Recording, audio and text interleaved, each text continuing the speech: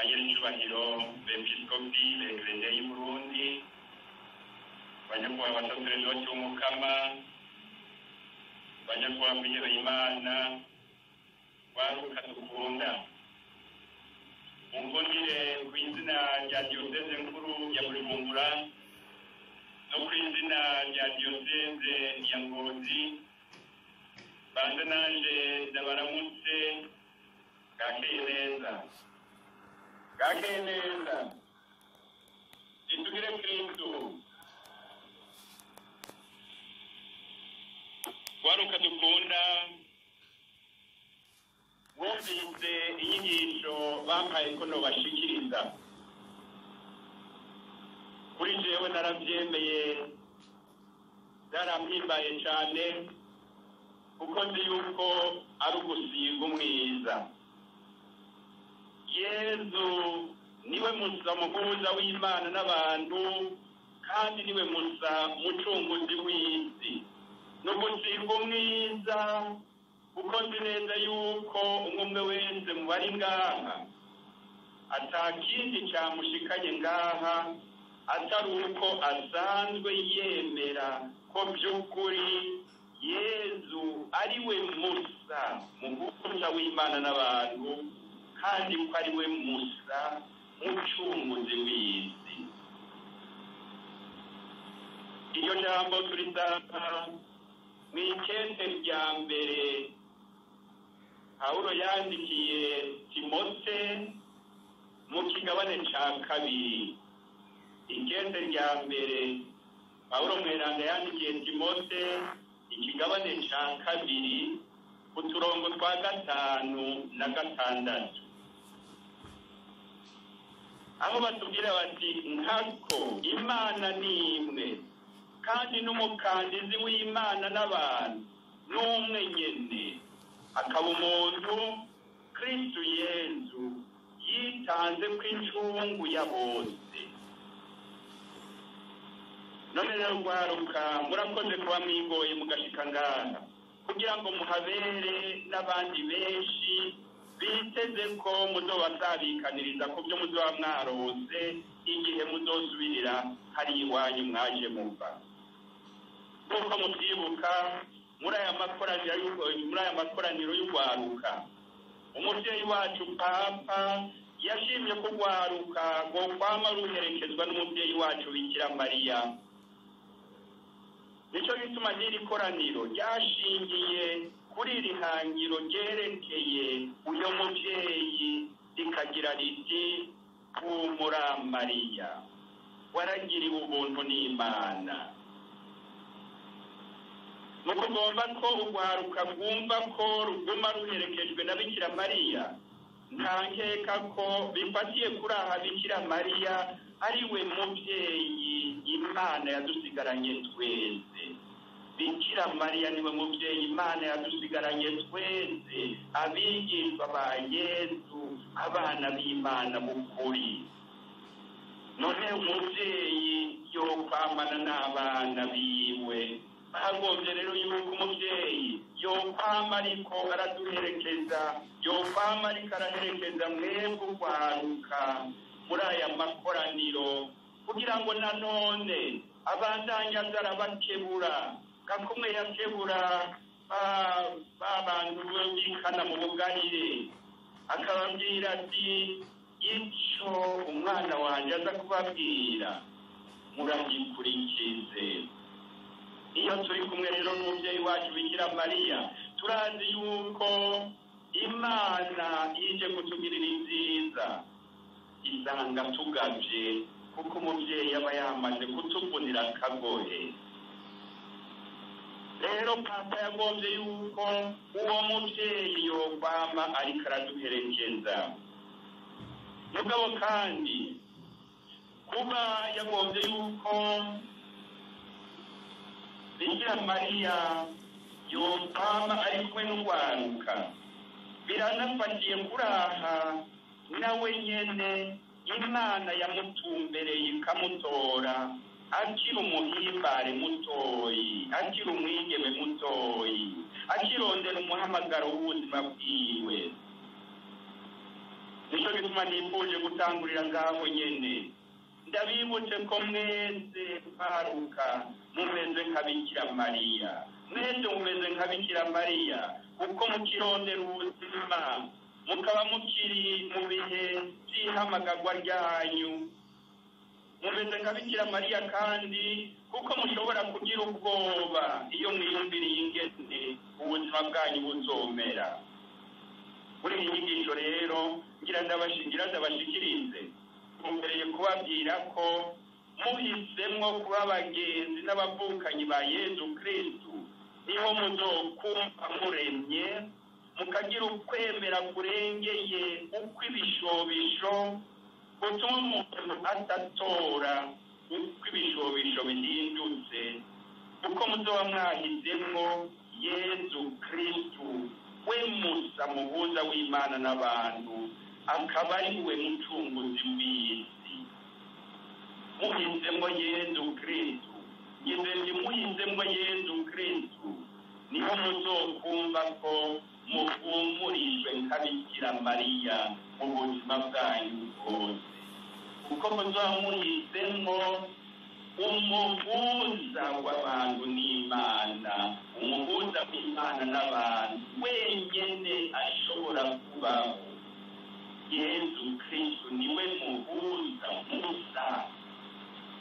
Muze murashimikira kuri ako kantu, niwe muhuza musa w'abantu n'Imana kuko ijambo riri ngaho, niwe muhuza musa w'abantu n'Imana. Akaba rero ariwe mucunguzi ntasubirwa w'isi yose.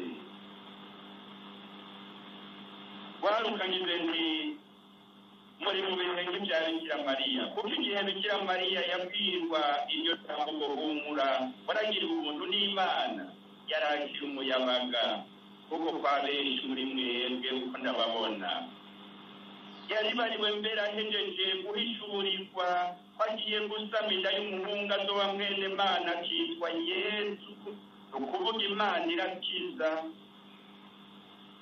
Murumva rero ko kenshi iyo umuntu amenya umuhamagaro wiwe kuko namwe muza murarondera imihamagaro yanyu icyo Imana yabatoreye mu buzima, icyo mwokwimarira mukamarira n'isi. Iyo umuntu ahishuriwe umuhamagaro wiwe arahava akagira ubwoba. Bikira Mariya rero yarakeneye koko gutekana ku mutima, guhumurizwa. Kudutorera iryo jambo ryerekeye uwo mubyeyi Bikira Mariya, nyene ubweranda Papa yagombye ko Imana iramutse idutoreye ibanga tutotinya, twogumana ubutwari tukamenya ko uko Imana idutorera ibanga rihambaye ariko iki tugirira ubuntu busumbirije kugira ngo igikorwa cyayo yaranguye mu mwana wayo gishobore kuranguka neza, kibandanye kandi kiranguke neza. Nogira nti tubwirijwe kumva ko duhumurijwe iyo tubariwe ibanga, iyo duhishuriwe umuhamagaro wacu kuko uko Imana igutorera ibanga n'ubutumwa wibaza ko bihambaye cyane niko ikikongerereza n'urugero rw'ubuntu bwayo, urugero rujanye n'umusaraba ubwirizwa kwikorera. Aho ni Imana ibereye neza. Uko iguhaye umuhamagaro uhambaye, imihamagaro yose irahambaye, mugabo umuntu niwe yibaza ngo ibintu none jewe nzobishobora. Ukaramuka wibajije gutyo cugarukana ukwemera kugira uti ko Imana yantoreye iryo banga nyene izoheza rero intege n'inema bikwiranye bishobora kumfasha kugendera iryo banga no kurangura ubutumwa bijanye n'ibanga. Bikira Mariya Imana murakizi yaciye imwuzuza wese ubuntu bwayo, la pleine de grâce. Yaciye imwuzuza wese ubuntu bwayo, ubwiza bwayo, kuko murumva ibanga ryo gusama akibungenga agashikana umwana w'Imana umuhuza w'abantu n'Imana umukiza w'isi.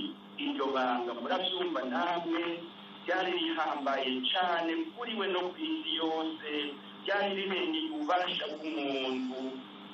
Bikira Mariya rero yari akeneye guhumurizwa kuko ubwo babwiwe bwari ku rugero rw'ibanga n'ubutumwa yari atoranye.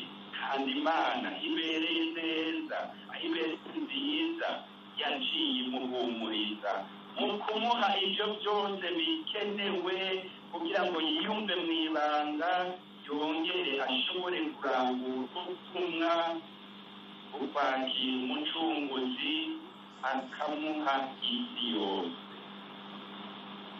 Waruka namwebwe ibituma by'uko mwogira koba mbere n'agahinda ntibibuze mwiyumviriye ubuzima bwanyu ingene muzomera, mukiyumvira ibanga mwimirije. Kandi sibyo uyu munsi gusa nimuhumure, no mu ijambo ry'Imana turabona kenshi abantu bagize ubwoba mbere bagahinda n'agashitsi bumvise ibyerekeye umuhamagaro n'ubutumwa bwo mu buzima bwabo. Tutagiye na kure mu bwuzure bwa kera, twibuke ibyashikiye ba Musa bahamagawe n'Imana uza kugobotora mu byara bya Farawoni. Bene Israeli bari bagizwe abaja mu Misiri.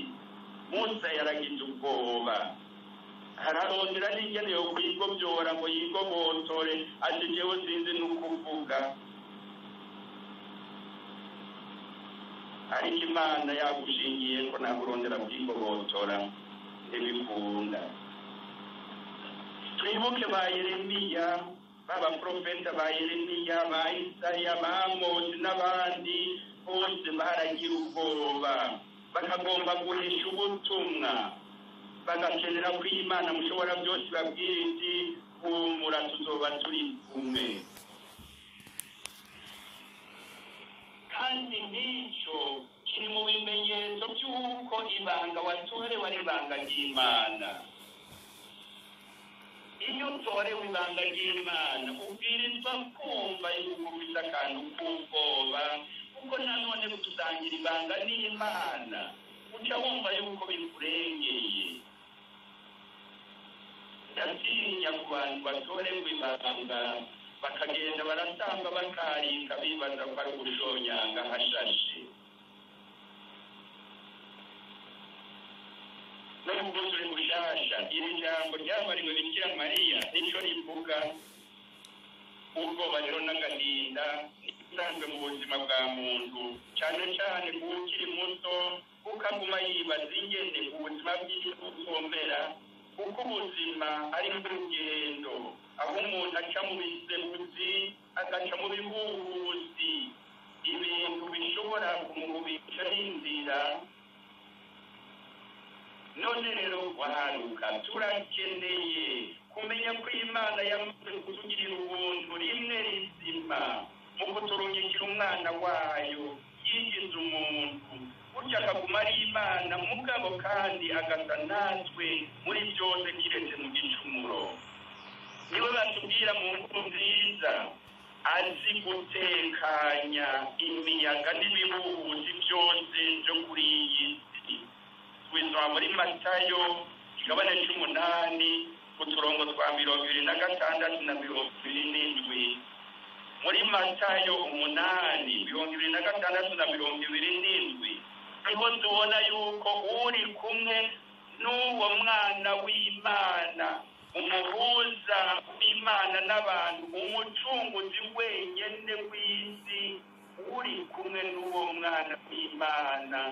Rero naho hose ibihuhuzi bimeze gute, araheza akabiraba ijisho, abantu bakatangara ngo mbega uwo muntu we n'ibihuhuzi n'ibiyaga byumvira ninde nyene, umwana w'Imana, umuhuza w'Imana n'abantu, umucunguzi wenyene w'isi. Niwe rero bita Yesu Kristo, niwe muza muhuza w'abantu n'Imana, akaba ariwe muza mucunguzi w'isi. muri we ni imana yatugiriye ubuntu rimwe rizima, kuko muri we imana yiyamanira natwe.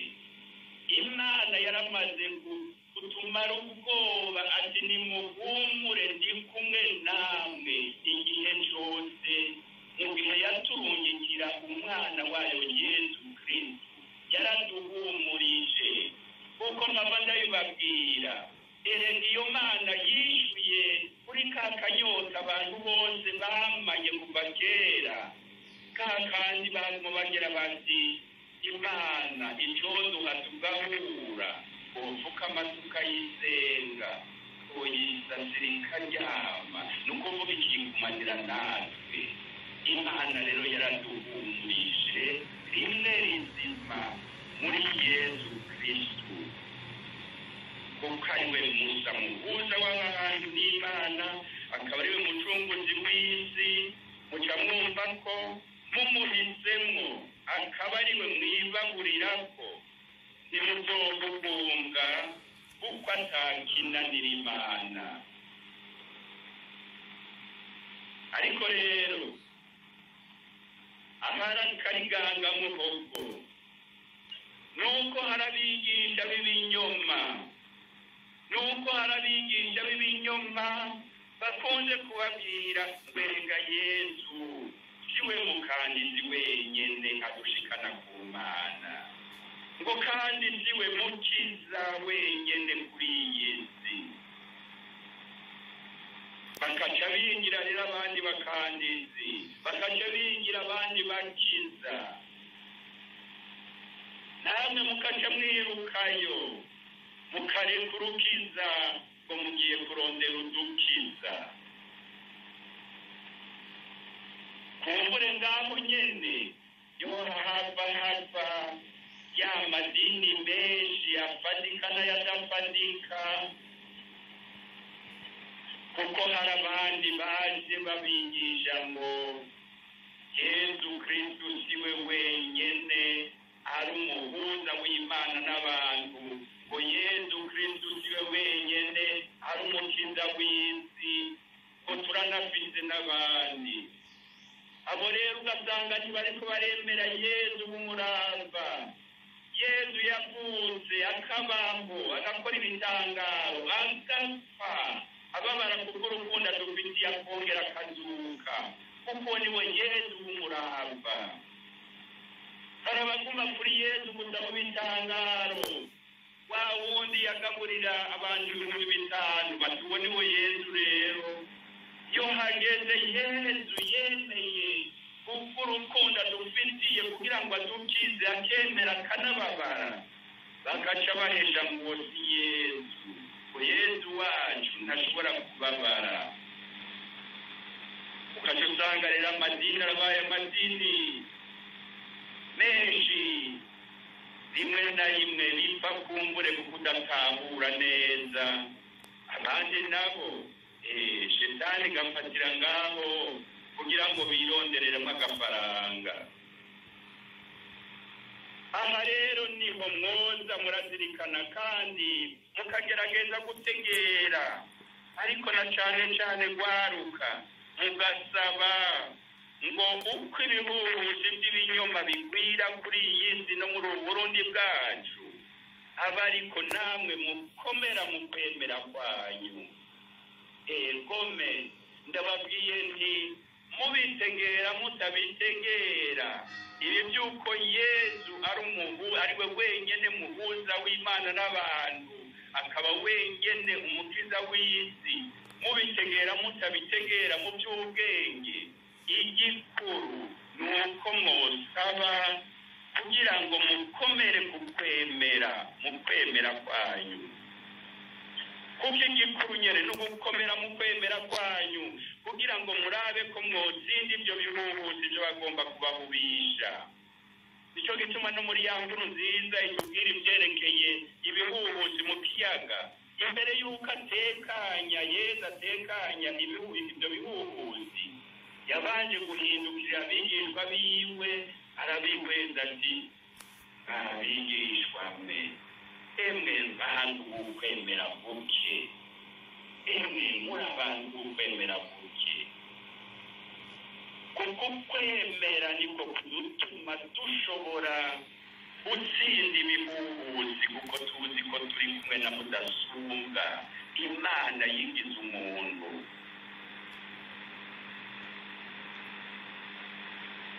Waruka dukunda, nje rero kubabwira ku izina rya Ekleziya ko by'ukuri Yezu Kristu ariwe Musa ari umuhuza w'Imana n'abantu, kandi ko ariwe Musa mukiza w'isi, uwo muhisemo ataco yo kwinona. Nje kubabwira iryo jambo ry'ukwemera kugira ngo mushire amazinda, mwongere mbere mucijure n'urundi rwaruka nkamwe, ngo rumenye kandi rwemere ko Yezu Kristo umwana w'Imana yigize umuntu, ariwe Musa ari umuhuza w'Imana n'abantu, akongera akaba ariwe Musa ari umukiza w'isi. Mu kubibabwira sinzi n'ukuri aho nobihera, sinzi aho nobihera kugira ngo ndabasangize ndabasabikanirize kukwemera jewe mfise, kuko jewe aho nkaba hose nsanga nta n'ukundi byoba. Ndiko ndavyiyumvira canke ndiko ndasoma ijambo ry'Imana, mbona ata bindi byoshoboka atari ibyo. Yezu niwe Musa muhuza w'Imana n'abantu, niwe Musa dukandira ku Mana twebwe abantu. Nukuri haba mu byo umuntu ashobora gutegera n'ubwenge yahawe n'Imana, canke mu byo duhishurirwa mu bisonga vyeranda, dusanga ata wundi mu babayeho, munyumve neza, dusanga ata wundi mu babayeho, mu bariho no mu bazobaho ashobora kuba umuhuza w'Imana n'abantu, kandi ashobora kuba umukiza w'isi kungana Yesu canke kuruta Yesu, kuko n'umwana w'Imana yigize umuntu ngo aducungure. Ngundire mpere ku by'akenge kacu gashobora gutegera imbere y'uko ndaberekeza ku by'ijambo ry'Imana riduhishurira mu ncamake, mbereye ku by'ubwenge twahawe n'Imana bidufasha gutahura. Mu Kirundi n'abasokuru bacu baravuga bati, iwa nyokorome uhashikanwa na nyogosenge, ibwami ukahashikanwa n'umwishikira. None ndagwaruka ko batubwira ko Yezu Kristo ari umwana w'Imana, ninde wundi yoshobora kudukandira ku Mana kuruta umwana Imana yonyene ubwayo yibyariye? Ninde wundi?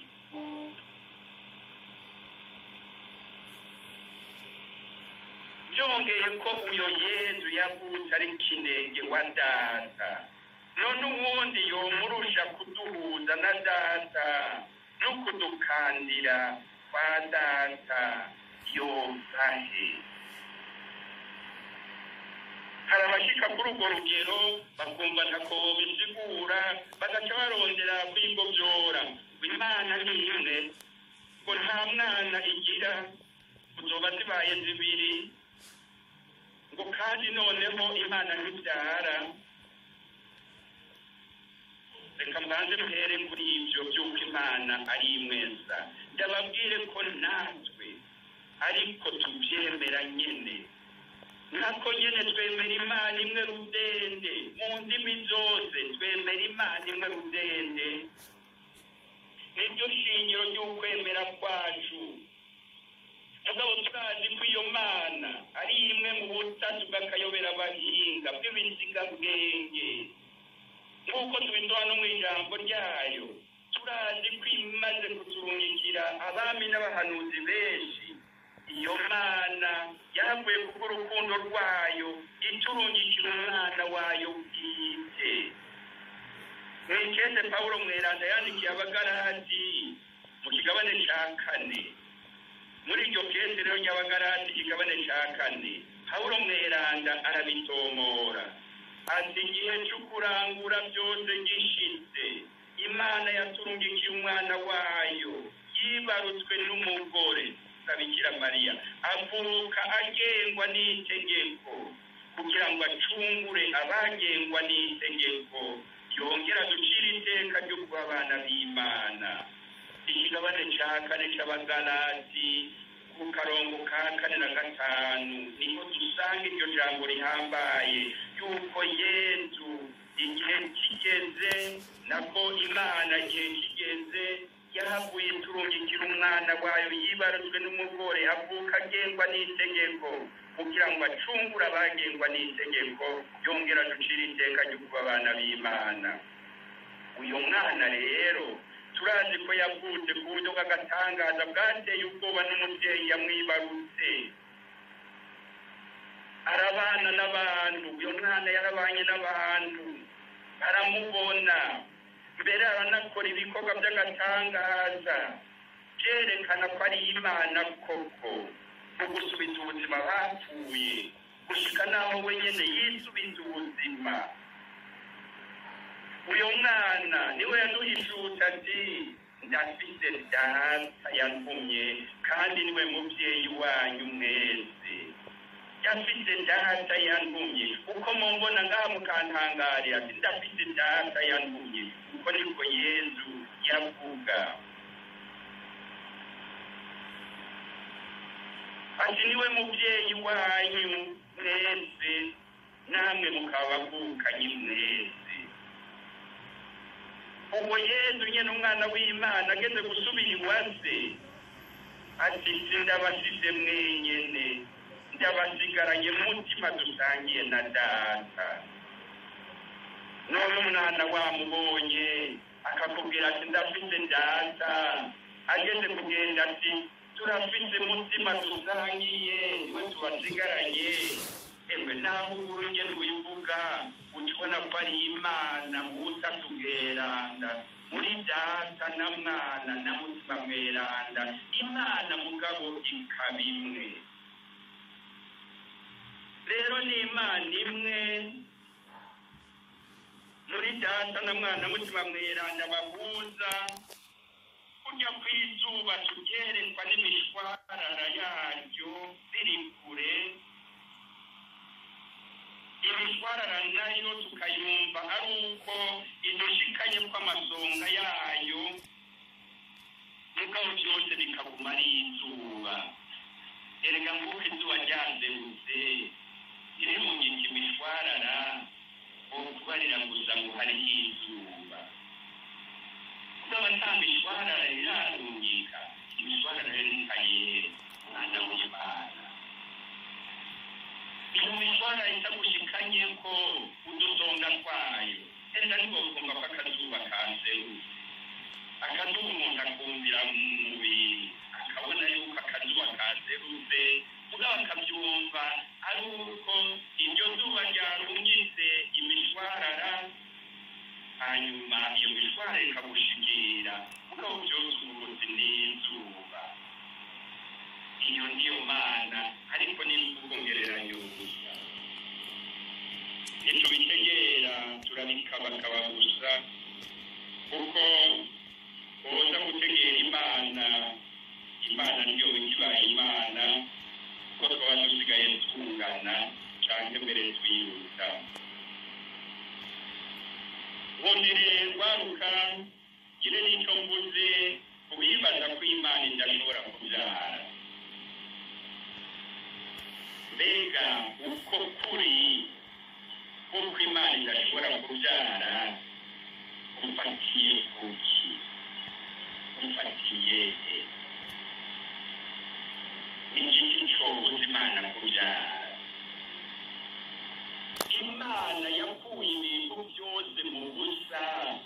Imana ari irema n'ababyeyi batubyara, ari n'ababyeyi yonanirwa n'ukubyara bivuye kuki. Icyo yibuza ni igiki, icyo yinanira ni igiki. Ko twemera ko ari gushobora byose mu rukundo no mu gukora ibyiza. Icyo yibuza ko itubyarira umwana kugira ngo idukize ni igiki. Rero murumva umuntu ahereye no kubitegeka nta kenge Imana yahaye abantu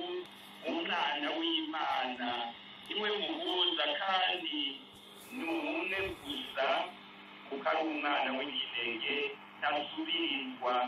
Imana ishobora byose, Imana ibonye ko bikenewe yuko itubyarira umwana, ntacayibuza, ntakiyibuza namba.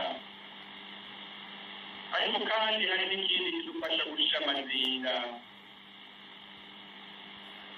ko by'ukuri ubukanizi bwa Yezu atawundi n'umwe ashobora kuronka ku rugero rwiwe. Yezu niwe musa asangiye ubumana na se, kandi niwe musa asangiye ubumuntu n'abantu. Ni muri we rero dusanga ihuriro ry'ubumana n'ubumuntu, kuko umuhuza mu gifaransa ni mediateur. Umuhuza ni mediateur. Mu kirundi bagize bati umukandizi w'Imana n'abantu. Ariko nuko buri jambo kugira ngo umuntu yokumva avuga umukandizi w'abantu ku Mana, none yovuga umukandizi w'Imana n'abantu, hariho akantu kaba kawuzemo.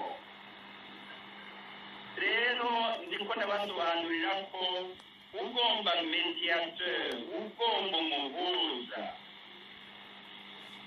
umuhuza nyawe abwirizwa kuba ari umuntu ashikira bamwe agashikira n'abandi, kandi bamwe bose bakamwiyumvamo. None murumva Yezu umwana w'Imana basangiye ubumana na se, Mana acamwiyumvamo kuko asangiye ubumana na se, akaba kandi asangiye n'ubumuntu na twebwe abantu duca tumwiyumvamo kuko asangiye ubumuntu natwe kiretse mu gicumuro. Yezu rero muca mwumva yuko ari we muhuza w'ukuri kandi ntasubirizwa. Ego none ninde yoshobora guhuza Imana n'abantu adafite ubumana nk'Imana kandi adafite ubumuntu nk'abantu? Abahanuzi bose baje imbere y'uko avuka n'abaje inyuma y'uko avuka baza ari abantu batumwa n'Imana, mugabo ntibaza ari Imana yigize umuntu. Mbere ubyihweje neza nk'uko nigeze kubicishamo, usanga Imana mu kuturungisha umwana wayo ngo yigire umuntu yibanire natwe, by'ukuri yishe kukanyota abantu bose bari bafite ko kwibonera Imana cyangwa kwibanira n'Imana. None mwese ntimuzi ko n'ababyeyi bacu kuva mbere n'iby'ubukristo bitaraza baguma baserura kukanyota ku buryo bwinshi. Mwibuke ko ngo mu guhoza umwana kuko nabicishijemo baragira bati hora se mwana, hora katabona bose, Imana yakumpaye iconka tugahura, nopfukama nkayisenga, noyisasira ikaryama. Imana rero kuturungikira umwana wayo yumviye icifuzo n'igisabisho c'isi, yari mu maganya iremejwe na Shetani. Nagira mperaheze ndababwira ibintu bitatu. Muti none ibyo byose sibyo wikurira mu mutwe wirementaniriza waruka ibyo ubwenge bwacu gutegera ijambo ry'Imana rirabishurira neza indo nido. Sinagombye kubiteba ko cyane kuko nimwicara hamwe mukabyisomera muca mubisanga mu ijambo ry'Imana twese twemera. Hereye kw'Ikristo nogira nti guhera mu bwuzure bwa kera kuva ababyeyi ba mbere bakikura ku Mana kubera amore y'inzoka, Imana yonyine ubwayo imwe bamwe bita Yawe abandi Yehova ntiyemeye ko abantu yiremeye boguma bagandwa na sekibi ngo baba baja b'inzoka Shetani. Nicyo gituma yaciye ayibwira ati urubyaro rw'umugore ruzoguhonyora ku mutwe. Amamuko kigabane cya 2:14. Ubwo rubyaro rw'umugore nibwo rero rwabonetse muri wa mwana Bikira Mariya yasama ku bubasha bwa mutima mweranda.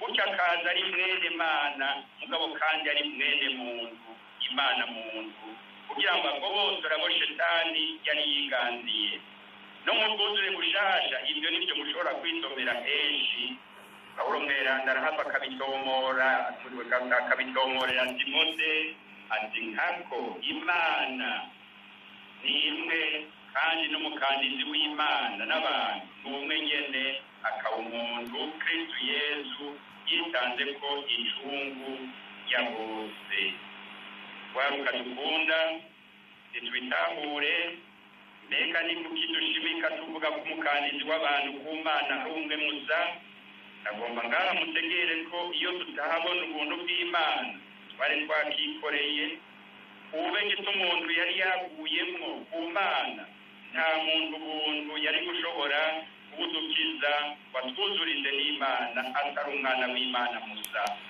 none ntimuzi ko iyo umuntu yacumuye ibigoye ku mukuru cyane aba amenje iyo yameje ninde yoshobora kumushikira ku mukuru bamusabira ikigongwe atari umwishikira wa hafi none muhereye ngaho twizweje ingene ababyeyi ba mbere bari bagararije imana bakaba by'ukuri babaze biyake kandi imana yari yabahaye byose ninde wundi yari gushobora kudukandira ku mana atari umwana w'imana bwite icyo gituma haba mu by'ubwenge bwacu bushobora gutegera haba no mu byo ibisomwa byerana bidushurira dusanga Yesu Kristo umwana w'imana nzima ariwe musa muhuza w'imana n'abantu kandi ariwe musa mucunguzi w'isi shira amazinda rero mwahisemo neza mwame mushimira imana muti none iryo teka turitererwa he atari muri ekleziya ya Yesu Kristo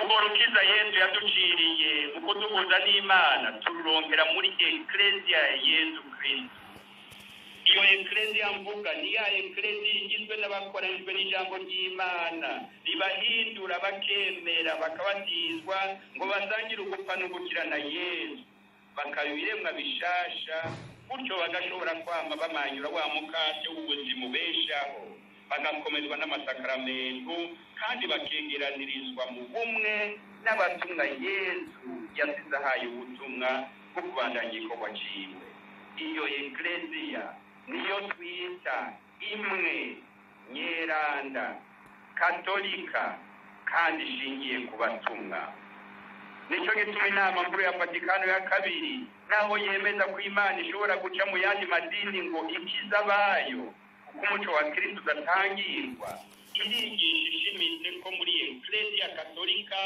ariho honyene hari umwuzurira w'ibidufasha kunywana n'imana no kwakira urukiza rw'imana nako nyene turafite ijambo ry'imana ry'umurava turafite amasakaramentu dukomeza akatwuzuzamwo urukundo n'ubuzima bw'imana turafite n'abungere baguma batwegeraniriza mu bumwe ngo tubitanguriro rya wa mubiri w'akayobera bahinga tuzoba tugize mu ijuru aho Yesu azoba yamaze kuba muri twese akatwungira ubumwe tukaba mu mana none mwumva tubuze iki nderaheze mvuga nti none kwemera ko Kristo ariwe musa muhuza w'imana n'abantu kandi ariwe musa mukiza w'isi hari icyo bitumarira n'ishure ndi ego cyane iyo umuntu amaze kumenya ko Kristo ariwe musa muhuza w'imana n'abantu kandi ko ariwe mukiza w'isi icambere yunguka aca yumva aremye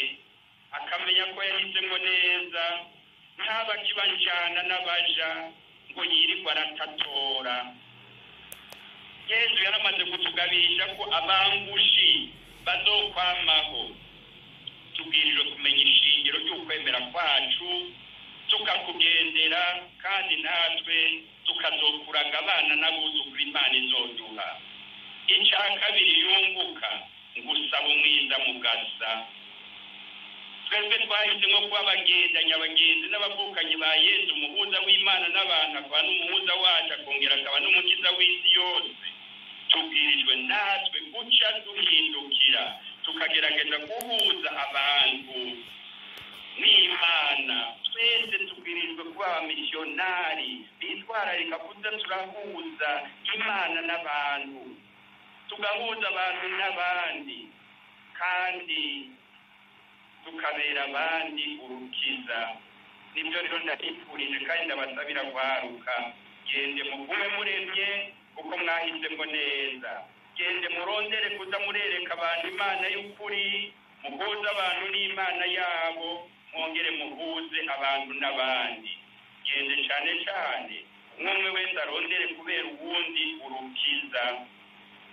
Aho uko worondera urukiza ku wundi, rondera kuba umukiza uwundi.